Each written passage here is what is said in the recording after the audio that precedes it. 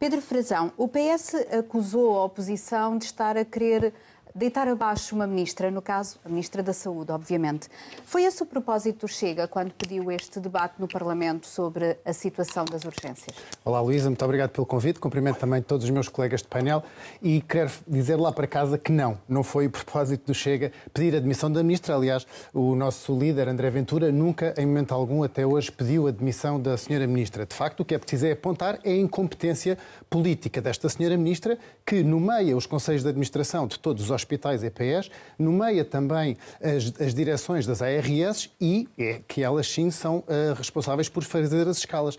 Mas eu gostava só, antes de passarmos ao problema... de gestão? Antes de passarmos a esse problema, gostava de me dirigir diretamente aqui ao Sr. Deputado Paulo Marques, que mostrou um gráfico que é absolutamente falacioso, porque, como sabe muito bem, esse gráfico, esse aumento de número de funcionários no Sistema Nacional de Saúde que mostrou aí, é um facto, mas deve-se única e exclusivamente à passagem automática de todos os funcionários dos hospitais PPPs que passaram para EPS. E automaticamente da passagem desses funcionários das PPPs para as EPS, obviamente que o Serviço Nacional de Saúde absorveu de forma automática milhares e milhares de funcionários do Sistema Nacional de Saúde. Não significa um aumento da resposta? Não, obviamente que não, porque eram funcionários que já lá estavam, que ficam muito bonitos ali no gráfico do PS, mas que eram funcionários que já existiam, simplesmente saíram da alçada de um PPP para uma EPE. Portanto, esse gráfico é absolutamente falacioso. O Sr. Deputado disse também que o Sistema Nacional de Saúde não parava, mas o Sistema Nacional de Saúde estou completamente parado. Ou o Sr. Deputado esquece que num ano de pandemia fizeram-se menos 4 milhões e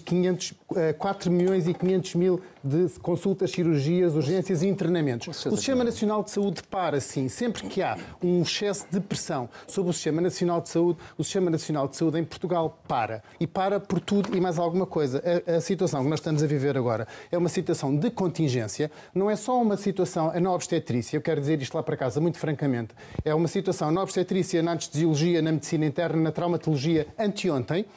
Houve um grande desastre em Santarém, com 2 mortos e 3 feridos graves. O desastre foi à porta da A1, que fica a 2 ou 3 quilómetros do Hospital Distrital de Santarém, e nem um único ferido foi para o Hospital de Santarém. Um foi para Abrantes, que fica a 70 quilómetros, outro foi para Lisboa, 70 quilómetros, e outro foi para Vila Franca de Xira, mas foi-lhes prestado socorro. Que fica a 50 quilómetros. Foi-lhes prestado socorro.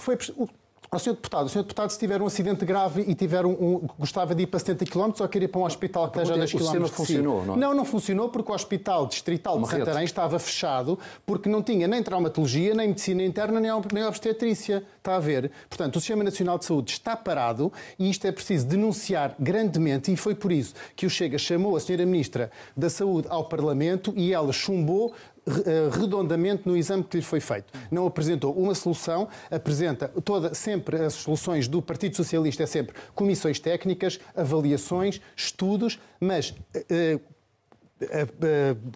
condicionar ou dar ao Sistema Nacional de Saúde a robustez que é necessário para ele funcionar e para valer aos portugueses, isso é que não é capaz. Já vamos a qual deve ser a resposta do ponto de vista da intervenção e o senhor está a fazê-la agora. Muito obrigado, Luísa.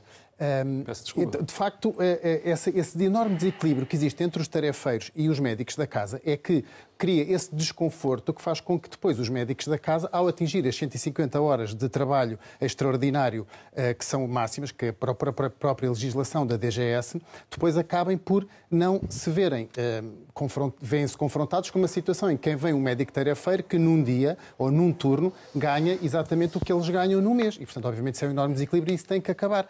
Tal como, na nossa perspectiva, tem também que acabar esta imposição das 150 horas de trabalho extraordinário para que os médicos, em querendo, possam fazer essa complementaridade. Mas como é que isso pode terminar não havendo profissionais de saúde para fazer esse trabalho?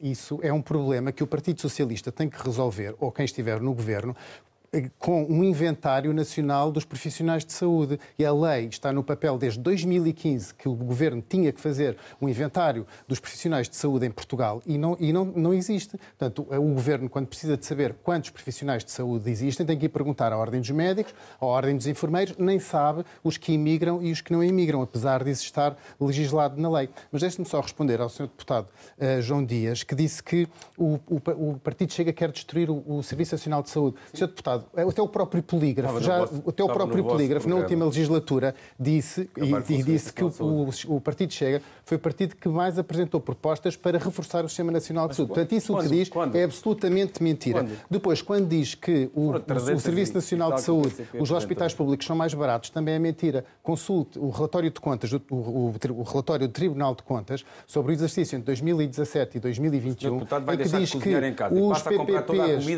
os PPPs, olha, se for mais barato, talvez. Mas a verdade é que também há a notícia de que casos graves são recusados pelos hospitais PPP e os doentes reencaminhados para o Serviço Nacional de Saúde. O Tribunal de Contas disse que os PPPs representaram uma poupança de 203 milhões de euros. Nesses casos em que existe pontualmente o envio para o SNS, obviamente que o SNS estará lá para os receber. Mas nessas alturas em que existia o Hospital de Braga, quando o Hospital de Braga era PPP, ouviu este alarme social e a recusa de grávidas, é que não existia, não é?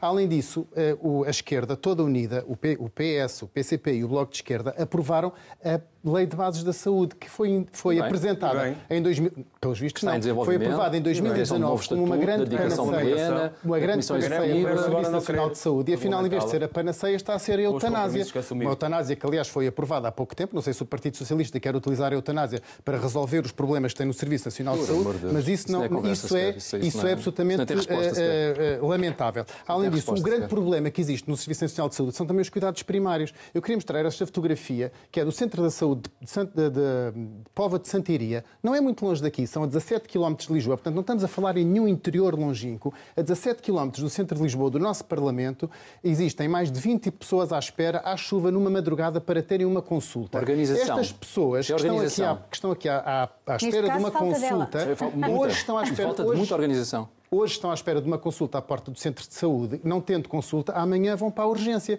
porque um doente não urgente hoje é um doente emergente amanhã. E, portanto, o grande problema do Serviço Nacional de Saúde é que, ao contrário do que a esquerda acha, o Serviço Nacional de Saúde tem que ter 3 pilares. O pilar do serviço público, o pilar do serviço particular e o pilar do serviço social. Enquanto o Governo não entender que o pilar social, do serviço social e o pilar particular são ajudas, são mais duas pernas para caminhar e quiser só andar ao pé coxinho no serviço público, vai sempre ser um serviço coxo. A ministra admitiu agora acordos para... Finalmente, mas a ministra... Há anos que eles existem esses acordos. A ministra foi completamente incompetente num fator-chave na saúde, que é a previsibilidade. Qualquer médico sabe que tem que prever o estado de saúde do seu doente. A ministra da Saúde veio às televisões dizer que sabia quando é que iam faltar médicos, estava ao corrente das escalas e que isto é até uma situação estrutural e que se repete vários anos durante vários feriados. Bom, então se a ministra sabia, porque é que esperou até às 24 horas antes para atuar? E aliás, nesse fim de semana, em que houve o enorme alarme social por causa da morte do bebê nas Caldas da Rainha e o fechamento de todas as urgências, a ministra esteve desaparecida, esteve a apanhar o bronze, esteve a bronzear-se, só apareceu na segunda-feira para uma conferência de imprensa e ao fim de apenas um dia com reuniões com várias horas, conseguiu elaborar um plano de contingência. Bem, se ela ao fim de um dia consegue elaborar um plano de contingência, a pergunta é porque é que não elaborou antes? Se era previsível, se conseguiu elaborar um plano de contingência e se ele já existia, podia ter usado a previsibilidade e ter acautelado a situação antes. Não acautelou porque é incompetente. Paulo Marques. Eu queria só deixar o senhor deputado com a resposta privada. Pedro Frazão, o que é que tem faltado para fixar os profissionais de saúde no SNS e se é um problema de financiamento ou não? Do meu ponto de vista, é um problema também de financiamento, porque o Orçamento da Saúde tem vindo a ter ciclos de subfinanciamento sucessivos ao longo dos últimos anos. Isso está já referido por várias ordens e por várias avaliações técnicas, mas reside sobretudo no respeito pelos profissionais. Nós temos falado aqui muito de médicos, mas temos também falado dos senhores enfermeiros. Recentemente, a Ordem dos Enfermeiros fez um estudo sobre as condições de vida e de trabalho dos enfermeiros em Portugal e não sei se o senhor deputado Paulo Marques sabe ou se a sua ministra sabe que o número de enfermeiros que considera ter sofrido assédio moral no SNS é de 31%. Portanto, quer dizer que os senhores enfermeiros sofrem assédio, ou um terço sofre assédio moral. Além disso, dizem que 71% não conseguem descansar efetivamente nas folgas, não gozam 7 dias, não chegam a gozar 7 dias de férias seguidos, grande parte dos inquiridos trabalham a mais horas extra e, portanto, são pessoas que não se sentem João Dias está a mostrar um exemplo que acontece o mesmo no privado. Mas no privado as pessoas trabalham... No privado não faz mal, mas, no público mas nós também combatemos, quer no privado, nós quer no estamos aqui público. porquê? Porque está a haver o caos no público, não é no privado. Com o privado pode ser o bem, o privado não está sobre a alçada da Assembleia da República nem sobre a alçada do Governo. Não é? Podes respeitar as relações laborais, nós estamos aqui... Podes respeitar, nós não queremos o privado. Nós estamos aqui hoje a debater porque o que está em caos são os hospitais públicos, não são os privados. Portanto, não divirja o problema. E temos que ver também quem é que vai lucrar com este caos. O Sr. Deputado quer a hegemonia do público, quer tudo público. Quer recusar completamente.